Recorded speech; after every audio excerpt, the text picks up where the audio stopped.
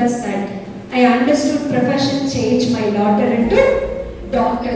நம்மளுக்கு இந்த சாப்பாடு அதெல்லாம் சாப்பிட்றதுக்காக நம்மளுக்கு எப்படி வந்து பற்கள்லாம் ரொம்ப முக்கியம் இல்லையா?